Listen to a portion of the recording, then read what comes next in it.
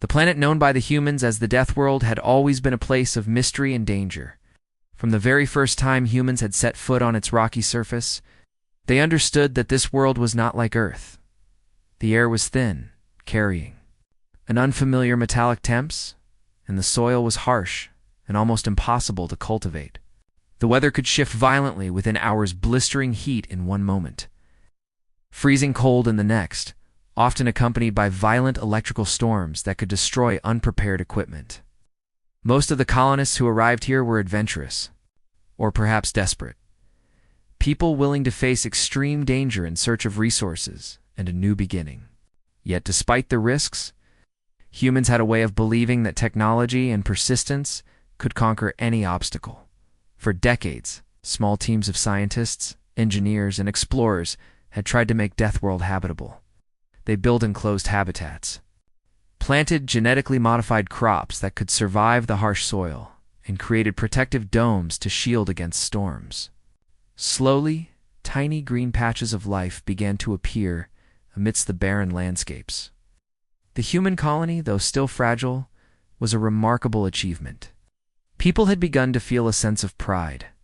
They were proving that humanity could survive anywhere, that even a world as deadly as this one could be tamed with enough knowledge, effort, and courage.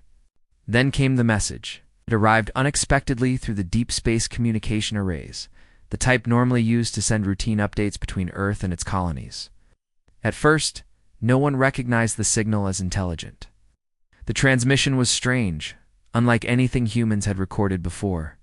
It was not a language as such, but a complex pattern of pulses, frequencies, and signals that did not match any known system. The engineers and linguists who first examined it were baffled.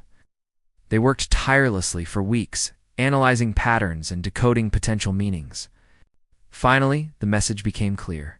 The aliens, whoever they were warning the humans. The content was simple yet chilling. Do not proceed. Your actions will bring disaster. There were no threats, no demands, only a warning. The tone, however, carried an urgency that humans could not ignore. The scientists convened an emergency meeting to discuss the implications. Some argued that it must be a mistake or a misinterpretation.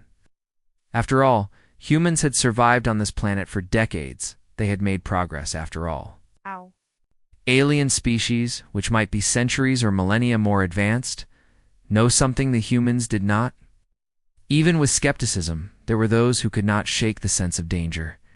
One young scientist, a biologist who had studied the native flora and fauna extensively, pointed out subtle patterns she had noticed for months. Animals that had once been abundant were suddenly disappearing. Microorganisms in the soil were dying at an alarming rate. Weather patterns were becoming more erratic, with storms forming faster and moving in unpredictable ways. She argued that these were clear signs that the colony's interventions, the mining, the construction, the introduction of foreign plants, and animals were destabilizing the planet's natural systems. And now, perhaps the aliens were noticing the same thing, or had always known. The colony leaders, however, were torn. On one side, there was the human spirit which refused to bow to fear, and on the other, the alien warning, which carried an authority that humans did not fully understand. Some senior officials called for ignoring the message, reasoning that caution would slow development and waste decades of effort.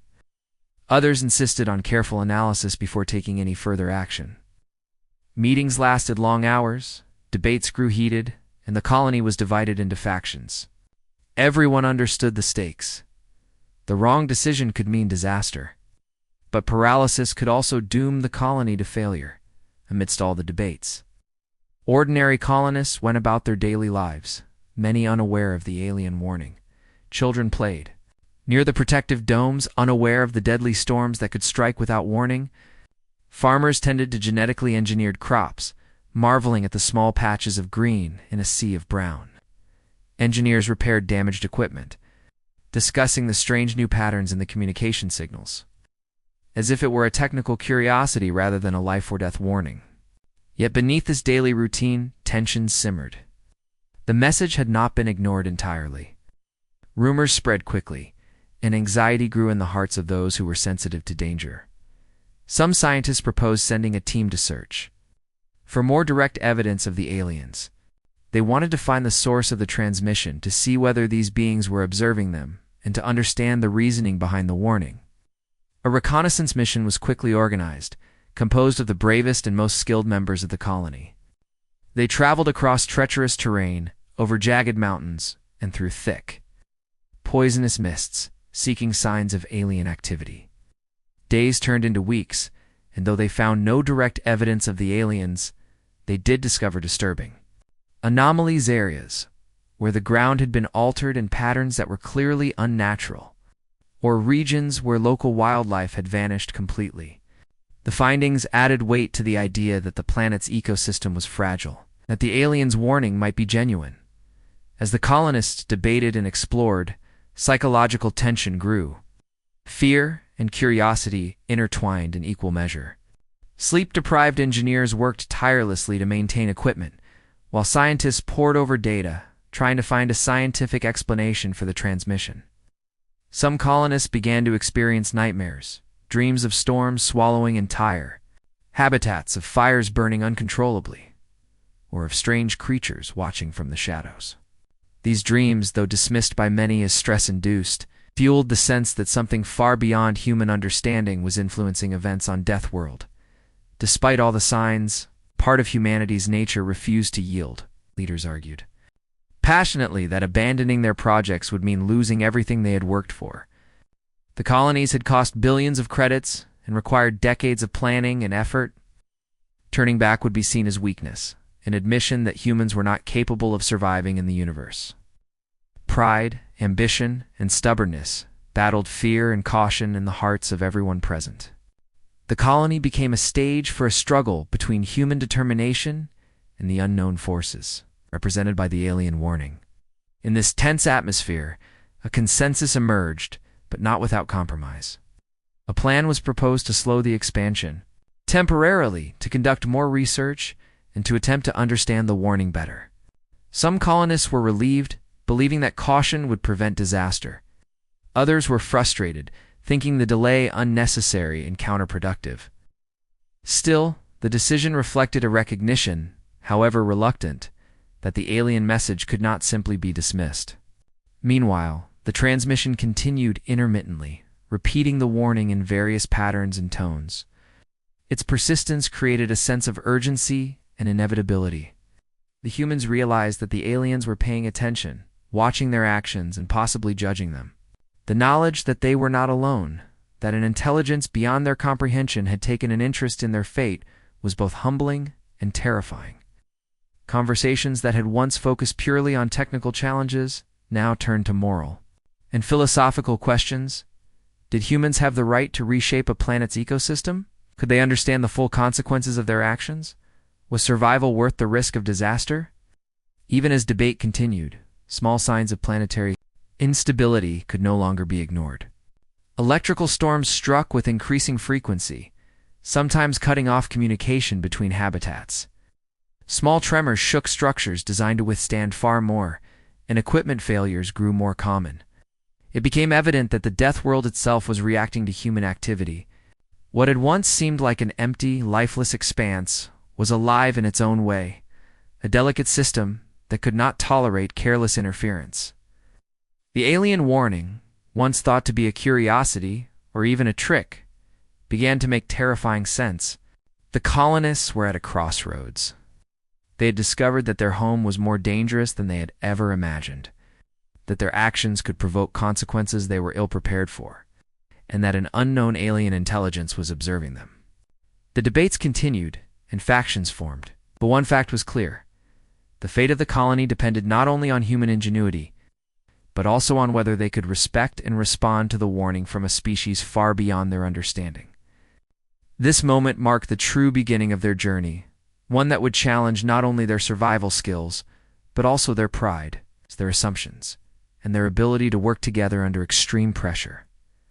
Asterisk, even after the alien warning had been received, many humans on the Deathworld struggled to believe that there could be a real threat. The warning had been clear, urgent, and mysterious. But humans had a long history of overcoming impossible challenges through technology, courage, and sheer determination. This confidence, bordering on arrogance, led many colonists to dismiss the message. They had survived extreme weather, hostile terrain, and countless accidents over decades, and they were convinced that a few cryptic signals from an unknown alien species could not dictate their fate. The leaders of the colony, confident in their plans and equipment, decided to continue their work at full speed. Mining operations expanded to extract valuable minerals. Farms spread into newly terraformed areas, and new settlements were constructed to accommodate the growing population. Engineers designed larger domes, stronger shields, and more advanced vehicles to explore deeper into the planet's dangerous landscapes. On the surface, life seemed busy and productive. Colonists went about their tasks, believing that they were proving human ingenuity could triumph over any obstacle. Meanwhile, subtle signs of trouble began to appear. Equipment that had once functioned perfectly started to fail unpredictably. Sensors monitoring soil quality, air composition, and weather patterns began reporting anomalies. Certain regions of the planet experienced storms that seemed almost unnatural in their intensity and frequency. These storms did not follow predictable patterns, often forming quickly and disappearing just as fast, leaving destruction in their wake. Small sections of farmland were destroyed overnight. Crops that had grown successfully for months suddenly withered, and wildlife populations declined sharply. Some scientists tried to raise concern, pointing out the correlation between human activities and the increasing instability of the environment. They suggested that mining operations were releasing gases trapped beneath the planet's surface. Construction projects were disrupting natural drainage systems, and introducing foreign plants was affecting native ecosystems. These warnings, however, were often dismissed by those in charge. Leaders argued that technological solutions could address any problem and that abandoning their expansion plans out of fear would be a waste of decades of work. Pride, ambition, and a belief in human superiority made many unable to accept that the aliens could be right, despite the skepticism.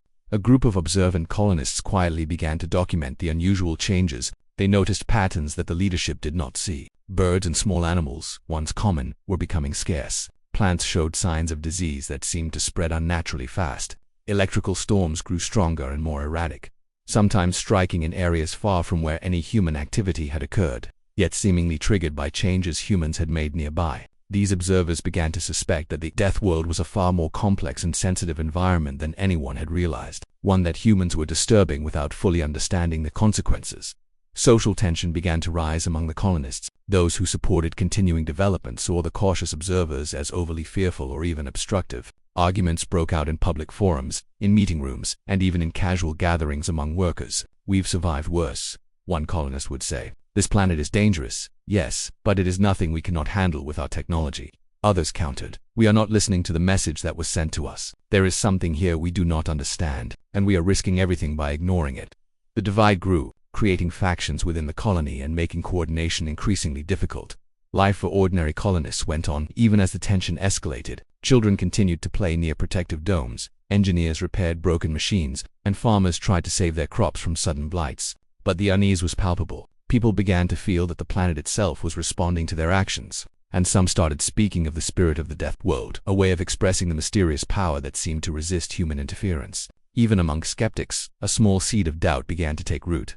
To investigate the alien warning further, a group of volunteers set out to examine regions that had shown strange activity. Their journey was perilous. They faced toxic mists, shifting ground, sudden storms, and terrain so jagged that even the most advanced vehicles struggled to pass. As they explored, they found evidence that suggested human activity was having far-reaching effects. Mining tunnels had created sinkholes, construction projects had blocked natural water flows, and imported species of plants and animals were displacing the native life forms. While these explorers could not see the aliens themselves, the traces left behind the message, the strange anomalies, and subtle disturbances in the environment, were enough to make many question the wisdom of continuing without caution.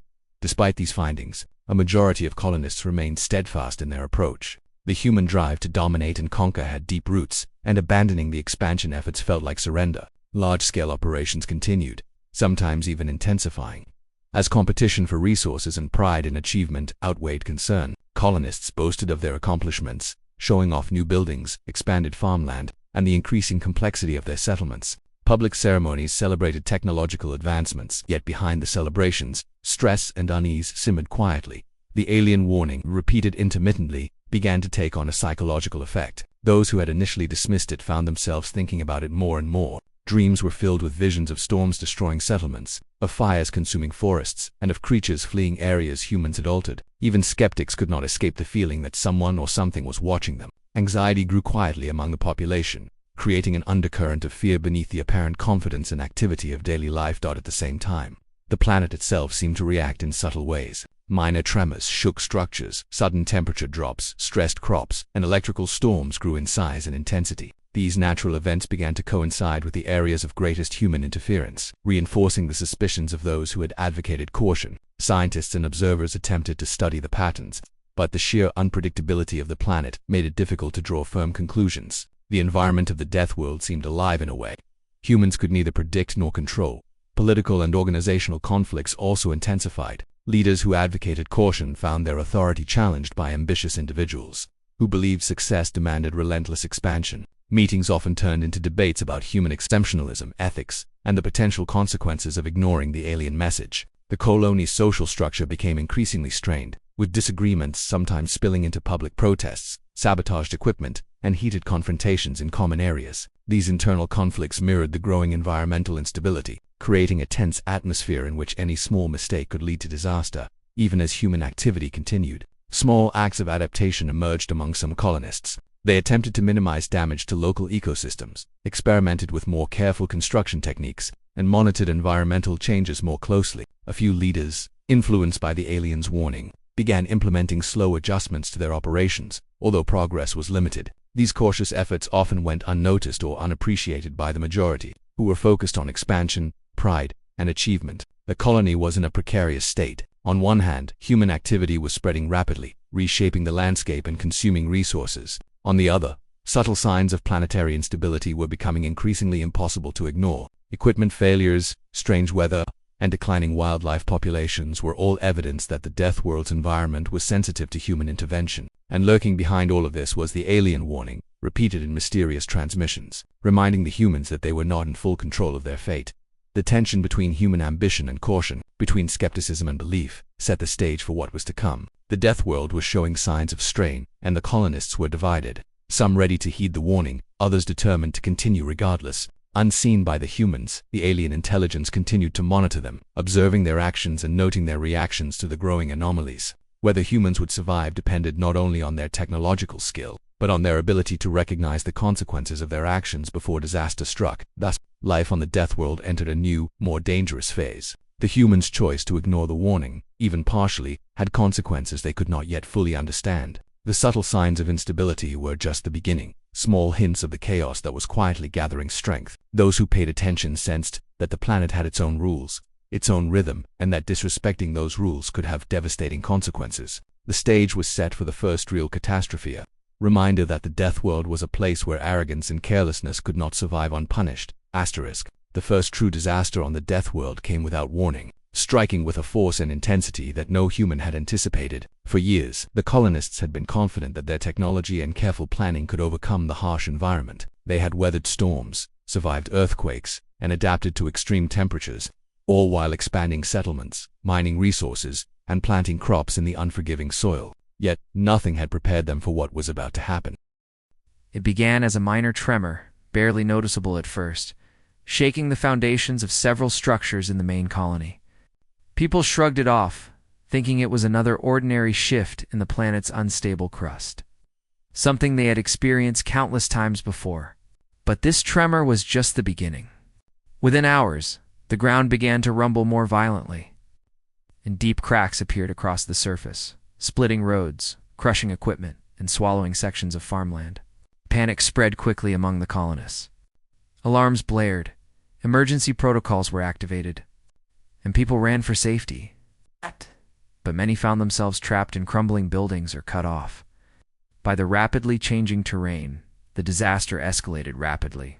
Within a day, a massive seismic event, a combination of earthquakes and sudden surface collapses, swept through large portions of the colony. Domes that had been designed to withstand extreme weather were torn apart, leaving the inhabitants exposed to deadly conditions. The genetically engineered crops, which had taken years to grow, were obliterated in minutes. Mining tunnels collapsed, burying equipment and endangering lives. Communication systems failed as electrical surges and shifting terrain destroyed infrastructure. It became clear to everyone that the Death World was reacting violently to human interference, and that the alien warning might have been far more accurate than anyone had dared to believe. Survivors struggled to comprehend the scale of the disaster. Families were separated as they fled, collapsing structures and flooded streets. Emergency shelters were overwhelmed by the sheer number of people seeking refuge. Rescue teams, already stretched thin, faced impossible challenges as they navigated dangerous terrain to save those trapped in destroyed habitats. Many people acted heroically, risking their own lives to rescue neighbors and friends, while others froze in terror, unsure how to respond. The human spirit was on full display, yet it was clear that courage alone could not undo the devastation that had struck so suddenly. The leadership of the colony was thrown into chaos. Meetings that once focused on planning and development were replaced by urgent strategy sessions to coordinate rescue efforts and assess the damage. Some leaders, previously confident in their plans, now faced the undeniable reality that their assumptions about the planet's stability had been dangerously flawed. Arguments broke out over what to do next. Should they continue efforts to stabilize the colony, or should they consider a partial or full evacuation? The debates were heated and emotional as guilt, fear, and responsibility weighed heavily on everyone involved. Meanwhile, scientists and environmental specialists began to analyze the causes of the catastrophe. Initial observations suggested that the planet itself had reached a tipping point. Years of mining, construction, and ecological disruption had destabilized the Death World's crust and weather systems. The transmission from the aliens now seemed like a prescient warning.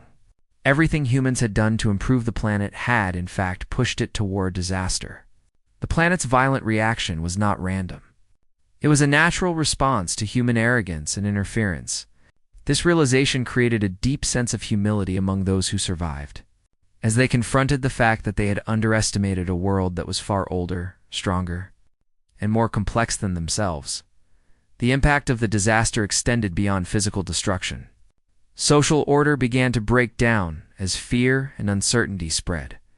Panic and mistrust made coordination difficult, and some colonists began hoarding resources, while others questioned the competence of the leaders who had guided the colony for decades. Families were torn apart, and community bonds were tested as survival instincts took precedence over cooperation. In some areas, lawlessness began to emerge, with desperate individuals taking what they could from abandoned or destroyed settlements. The very fabric of society seemed to unravel in the face of overwhelming natural force, even as chaos engulfed the colony.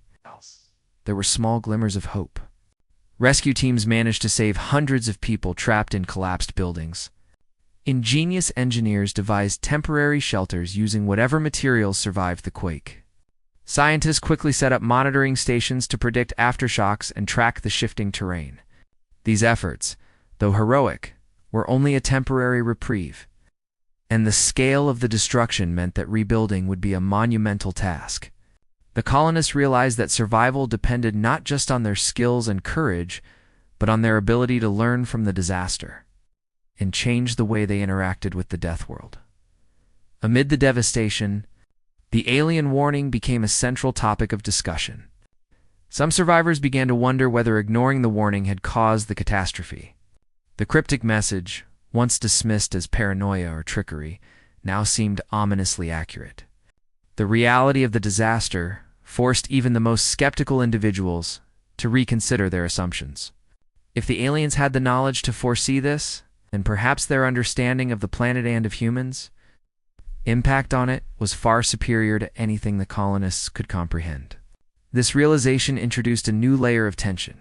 Not only did they have to survive the aftermath of the quake, but they also had to confront the possibility that their continued actions could provoke further catastrophe. In the days following the seismic event, the colony began to experience additional complications. Landslides blocked essential supply routes, contaminating water sources and cutting off access to vital resources. Damaged energy grids left sections of the population in darkness, forcing people to improvise lighting, heating, and power. Crops that had survived the quake were threatened by sudden storms, and native predators, disturbed by the destruction, began encroaching on human settlements.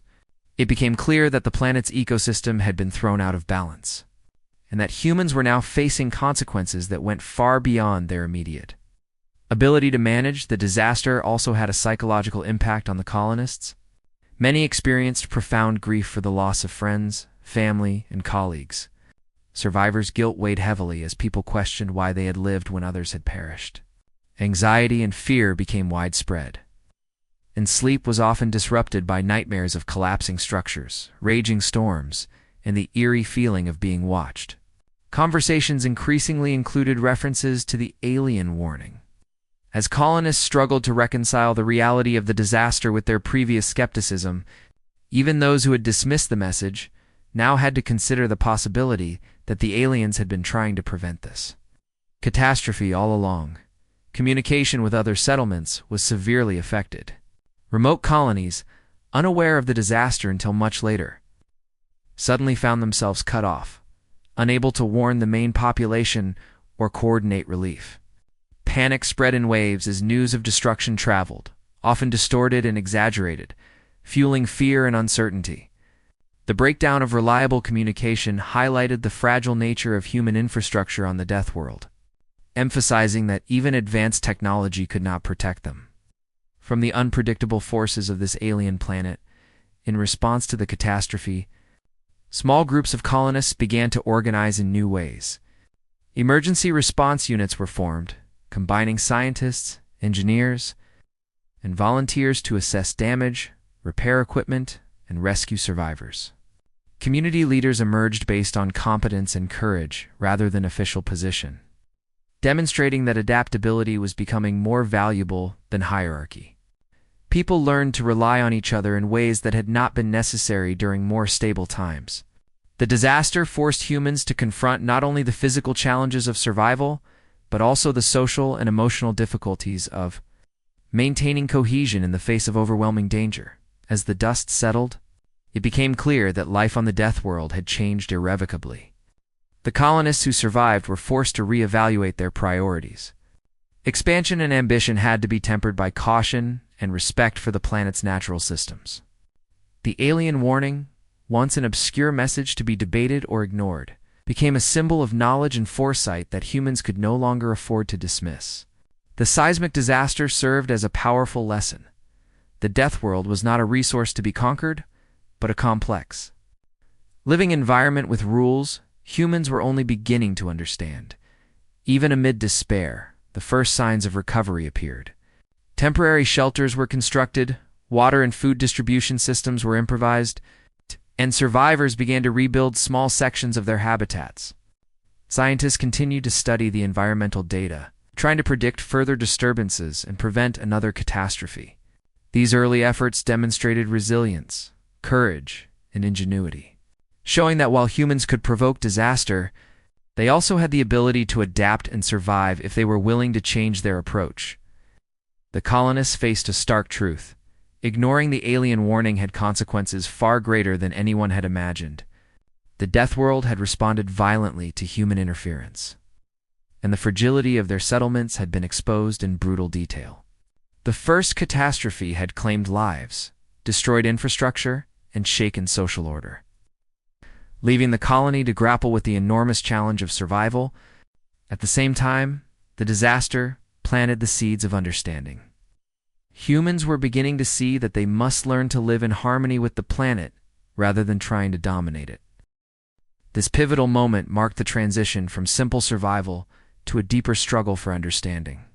The colonists realized that they were not just facing natural disasters but were part of a larger system they had disrupted. Respect for the Deathworld's forces, combined with careful study and cautious action, had become essential for the colony's continued existence.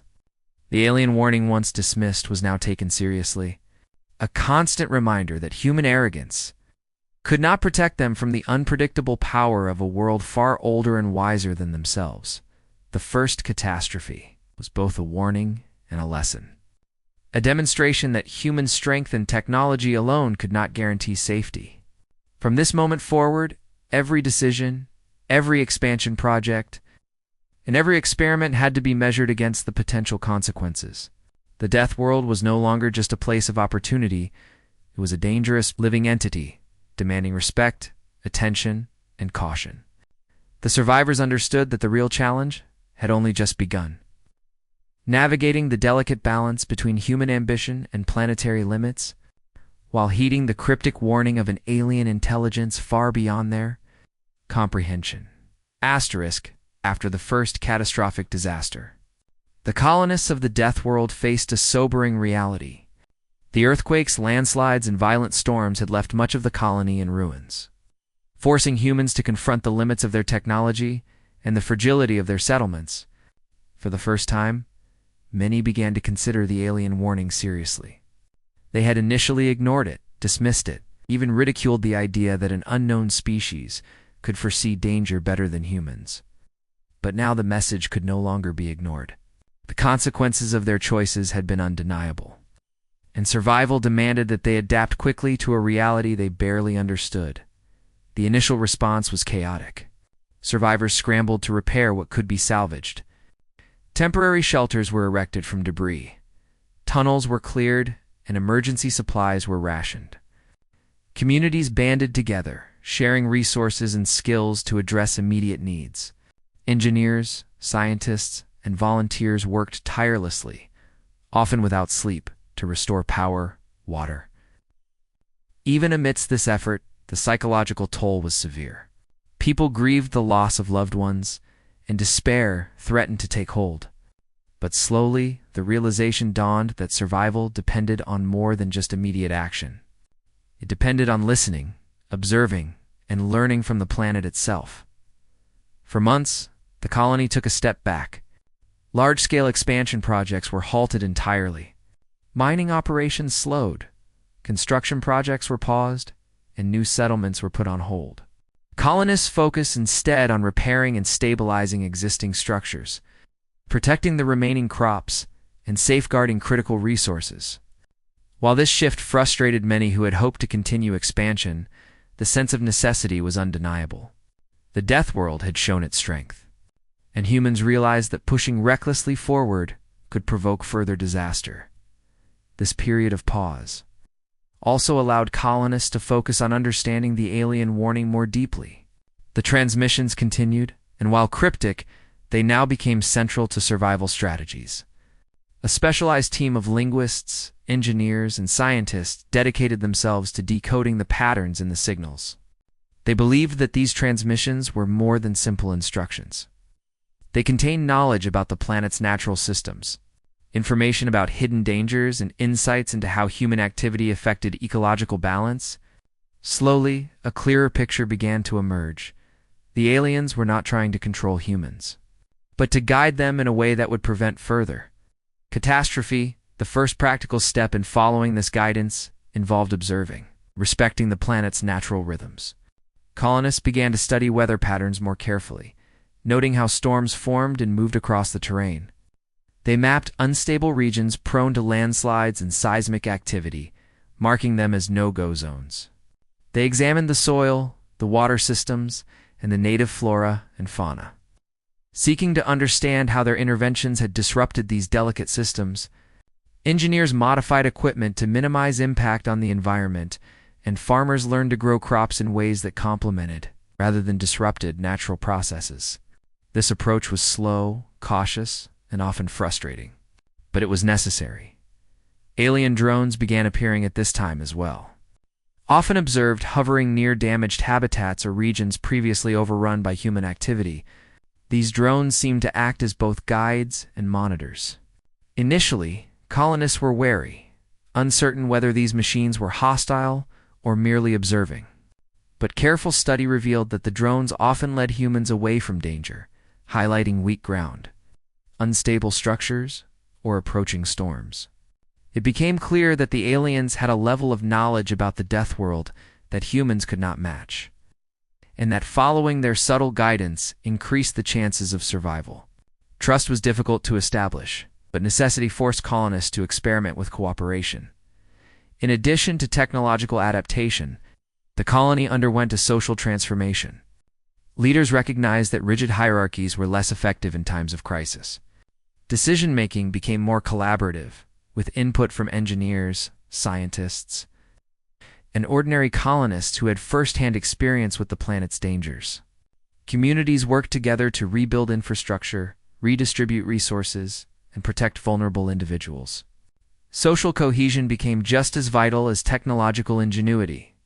Without cooperation, even the most carefully designed shelters and equipment would not ensure survival. Education and training also became central to daily life.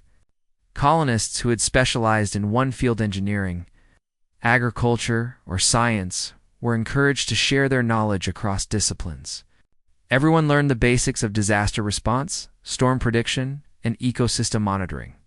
Children were taught to respect the planet's hazards, to recognize signs of instability, and to follow safety protocols rigorously. This widespread understanding of environmental systems created a culture of awareness and caution, reducing unnecessary risks and allowing the community to function more effectively in the face of ongoing threats. Despite these efforts, the Death World remained unforgiving. Sudden storms still struck without warning. Some infrastructure failed despite careful maintenance, and native wildlife occasionally encroached on human settlements. Every action required careful calculation and attention to detail. Colonists learned that survival was not about dominating the planet, but about adapting to its rules, moving in harmony with its patterns and respecting its inherent dangers. Each successful adaptation was a small victory, building confidence and reinforcing the necessity of heeding the alien guidance. Resources remained scarce, and rationing was often unavoidable. Water, food, and energy had to be carefully managed. Human ingenuity played a key role in maximizing efficiency. Engineers designed systems to recycle water and energy, while farmers developed techniques to improve crop yield with minimal disruption to native species. These efforts required patience, experimentation, and teamwork. Mistakes could be costly, but every small success reinforced the lesson that respecting the planet's balance was not optional. It was essential. Colonists also began to investigate areas previously ignored or considered uninhabitable. Scientists explored unstable regions, observing natural processes in real time to learn how the planet corrected imbalances. They discovered patterns in the formation of storms, the movement of water, and the behavior of native species.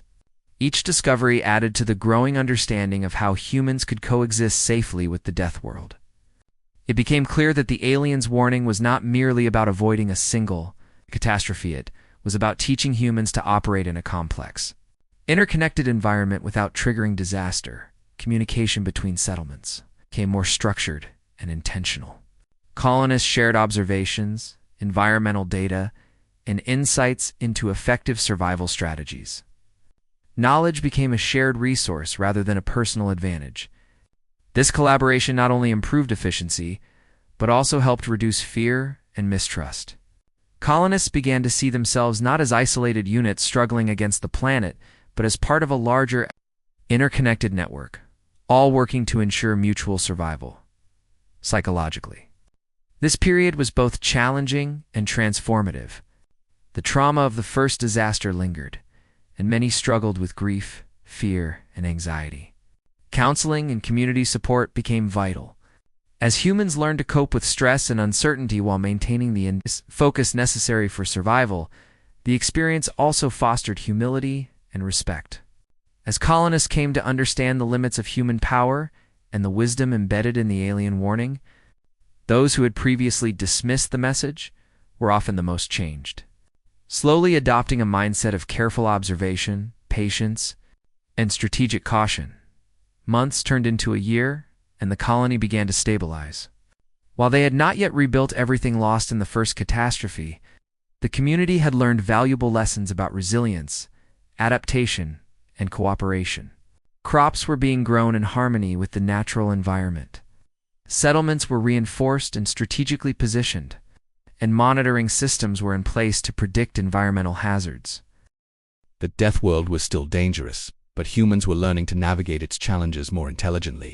Guided by the alien warning and their own accumulated experience. By the end of this phase, the colonists had achieved something remarkable. They had survived the first catastrophic disaster, adapted to an unpredictable and hostile environment, and begun to understand the value of listening to a force far greater than themselves. The alien guidance, once dismissed as irrelevant or mysterious, had become a crucial tool for survival. Humans had learned that the death world was not a blank slate to be conquered. It was a living system demanding respect, observation, and cautious interaction.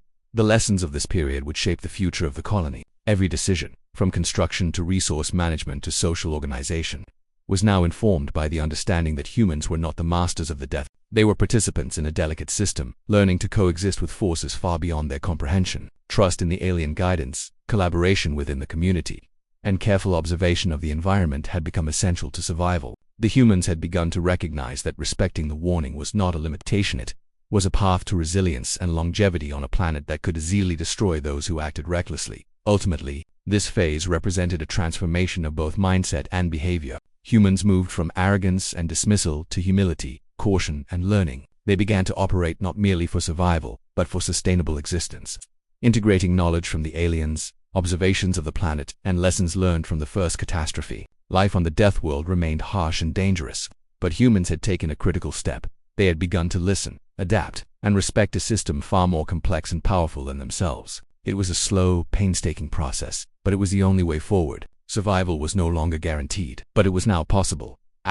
Even after months of cautious adaptation and careful rebuilding, life on the death world was far from safe or predictable. The colonists had learned to respect the planet's rhythms, to observe its weather, and to follow the guidance encoded in the alien transmissions. They had repaired damaged settlements, reinforced habitats, and developed new systems to manage resources and energy efficiently. Yet, the chaos that had begun with the first catastrophe had left scars, both physical and psychological, that would not be easily erased. The death world remained a place of constant danger, and even the best laid plans could be undone in an instant. As the survivors continued their efforts, subtle signs of instability appeared once again. Small tremors rattled distant hills, intense electrical storms erupted without warning, and some previously stable farmland showed signs of soil collapse. Even the most experienced colonists realized that survival required perpetual vigilance. Nothing could be taken for granted. Every action, whether building, farming, or traveling across the planet, needed careful calculation. The death world had demonstrated that it could not be tamed, only respected and navigated with intelligence and humility.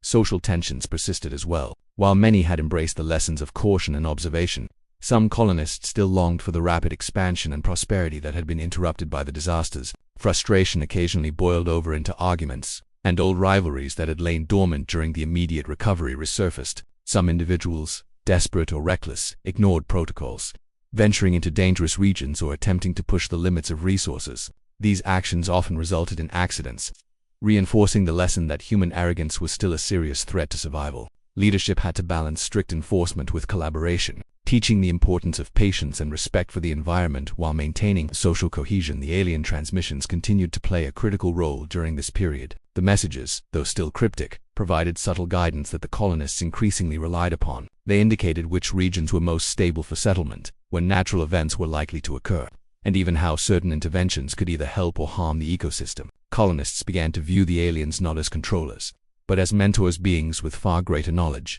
offering insight into a world that humans could not fully comprehend on their own. Trust in the guidance grew, although it required careful interpretation and a willingness to question human assumptions. Psychologically, the survivors were forced to confront the trauma of the previous disasters. Families had been torn apart, and some colonists struggled with the weight of survivors' guilt. Haunted by memories of lost friends and neighbors, counseling, communal support, and shared experiences became vital tools to maintain morale and mental stability. Colonists learned to find hope in small victories, a successful harvest, the survival of a newly constructed habitat, or the safe navigation of dangerous terrain. These moments of triumph, however minor, to reinforce the lesson that adaptation, observation, and respect for the death world were essential for both physical and emotional survival. Despite all precautions, the planet continued to assert its unpredictable power. One day, a massive electrical storm struck a previously stabilized region, forcing colonists to respond quickly to prevent casualties and damage. Families huddled in reinforced shelters while engineers rerouted power to prevent overloads. Scientists monitored wind patterns and electrical activity, coordinating efforts to minimize destruction. In the aftermath, there was relief at the minimal loss of life, but the event served as a stark reminder that the death world was still dangerous, and that chaos could emerge even in areas humans believed were safe. The lesson was clear. Survival required constant vigilance, collaboration, and humility. Resource management became a central concern during this period. With limited supplies of water, food, and energy, the colony had to carefully ration what remained and optimize its use. Engineers developed recycling systems to recover water and energy, while farmers refined techniques to increase crop yields without further disturbing the fragile ecosystem. Every action was carefully monitored for potential unintended consequences. Colonists learned that sustainability was no longer a choice, it was a requirement. Mistakes were costly, and every decision carried weight, affecting not only individual survival but the survival of the entire community. Trust and collaboration became the foundation of the colony's social structure. People worked together in ways that had previously seemed unnecessary or inefficient. Knowledge and skills were shared freely. From emergency response techniques to environmental monitoring and agricultural innovations, leadership was earned through competence, courage, and empathy rather than rank alone. The colony operated as a complex, interconnected system in which every individual's actions could ripple through the community. This social cohesion, combined with adherence to the alien guidance and respect for the planet, became the primary defense against the chaos that still lurked around every corner as the colony stabilized. There was time for reflection. Humans began to recognize the consequences of their initial arrogance, the mistakes that had led to the first catastrophe and the subsequent suffering. Pride and overconfidence had driven them to ignore the alien warning and underestimate the Deathworld's complexity. Now, after months of adaptation and survival, a more profound understanding had emerged. Humans were not masters of the Death. They were participants in a delicate, interconnected system that demanded observation, respect, and careful interaction. This humility, gained through experience, became one of the most valuable lessons of all. Children, growing up in this environment, learned these lessons intuitively. They were taught to respect the land, to recognize signs of danger, and to follow safety protocols rigorously.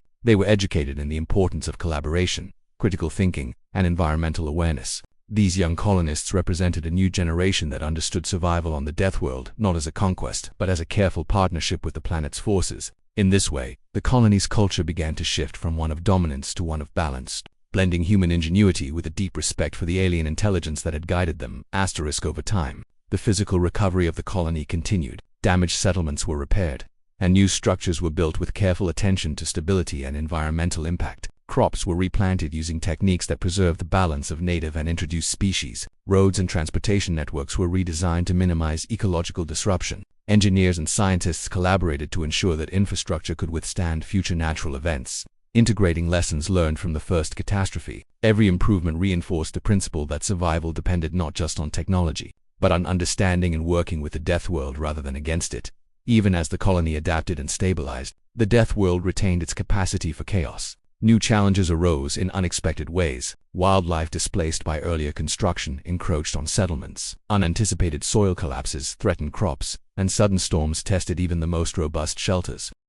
Yet, by this stage, the colonists had developed resilience and strategies for rapid response. They were no longer passive victims of the planet's forces. They had learned to anticipate danger, act decisively, and mitigate risk wherever possible. This combination of humility, preparedness, and ingenuity became the cornerstone of their survival. As months turned into years, the story of the Deathworlders became one of cautious triumph. They had survived near-catastrophic disasters, adapted to a planet that was both beautiful and deadly, and learned to follow guidance from an intelligence far beyond their understanding. They had also learned the importance of cooperation, resourcefulness, and respect for forces greater than themselves. The colony was far from perfect, but it had endured, and in the process, humans had transformed both socially and psychologically. The lessons of chaos, adaptation, and humility were deeply ingrained, shaping the way they approached every decision, large or small. The Deathworlders had achieved something remarkable. They had survived against incredible odds, navigating disasters that had tested every skill, every instinct, and every ounce of courage they possessed. They had learned that arrogance could destroy them,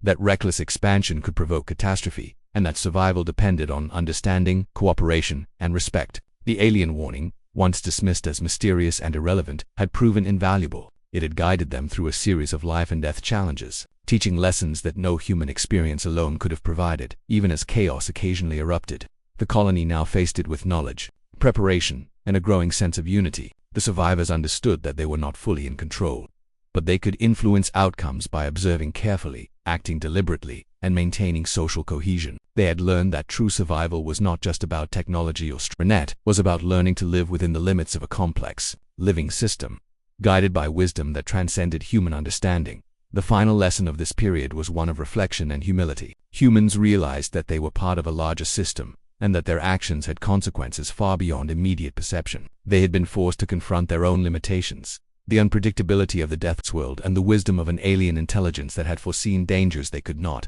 By embracing caution, collaboration, and adaptation, the Deathworlders had turned near-certain disaster into an opportunity for growth, resilience, and deeper understanding. In the end, the colony survived, scarred but wiser. Families had endured, communities had persisted, and the human spirit had proven resilient. The Deathworlders had learned the hard way that chaos could follow when warnings were ignored. But they had also learned that survival required listening, learning, and respecting forces beyond their comprehension. Life on the Deathworld remained a constant challenge, but the humans had grown stronger, more cautious, and more capable. They had survived the storm and were now ready to face the future with the lessons of the past firmly in mind.